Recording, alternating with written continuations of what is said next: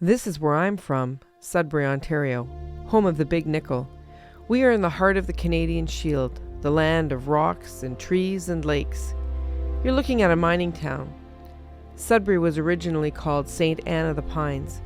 Mines were founded in the late 1800s after workers building the Trans-Canada Railway discovered high-grade copper and nickel in the area.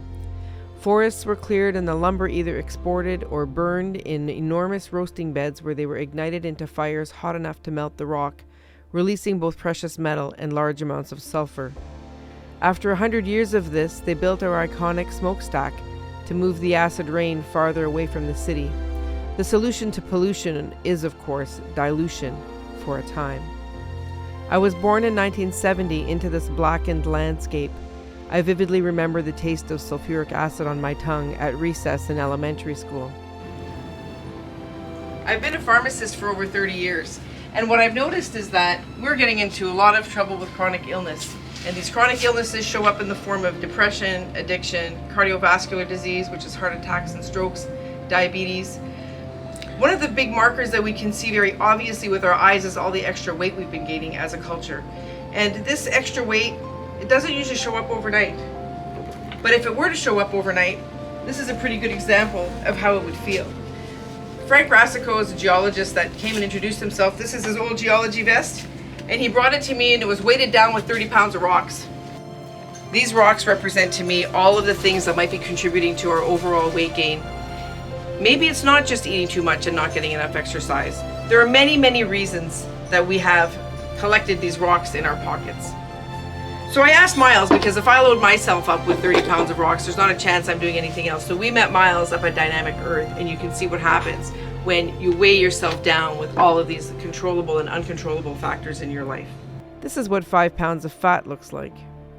The cultural narrative insists that individuals are sick because they are fat, and they are fat because they eat too much and don't exercise enough. Is it really just calories in and calories out? Maybe it's the macros. The macronutrients, fats, carbohydrates, and proteins. Every single macro has been featured in a fad diet over the course of my life. And what's been the result? Efficiency and profitability are the driving factors in the food system, not flavor or nutritional content. Bigger, faster, fatter, cheaper. This is the mantra of our fast food culture. As ultra-processed food consumption has increased, overall health and vitality has decreased.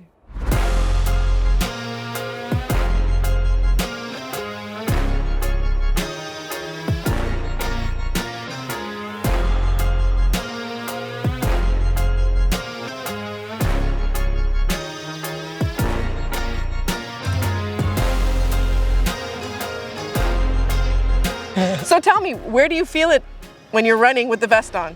My legs, in the bottom of my foot, my thighs, and of course on my shoulders because of the vest. What about your knees? How do you think your knees would feel carrying that around? Not good. Not good. So we really saw how Myles struggled to go up the hill, weighted down with all those extra rocks. And our city used to be pretty ugly, in the old days when everything was black, but our city is healed. In 1978, the regreening of Sudbury was officially started. This was the formula. First, reduce the poison. Second, apply a remedy. Lime was applied to the earth to neutralize the acid in the soil and to make nutrients available for the plants to survive. Finally, plant trees, millions of them. Nature heals itself by living organisms transforming the toxicity into new life. Today the landscape has healed, so much so that unless you knew the story, you would never know that Sudbury was a toxic wasteland. I've really been inspired by watching the Sudbury landscape heal and transform over time, and I think that the same lessons here can be applied to our bodies. The first thing that we need to do is remove the poison, and in this case the poison really is the industrial food system and all of the extra sugar and artificial ingredients in our food. The second thing would be to apply a remedy, and the remedy in this case would be to eat real food. The third thing we need to do is increase the diversity of our microbiome, and we can accomplish this by eating a wide variety of foods and bringing fermented foods back into our life. What are the rocks in your pockets?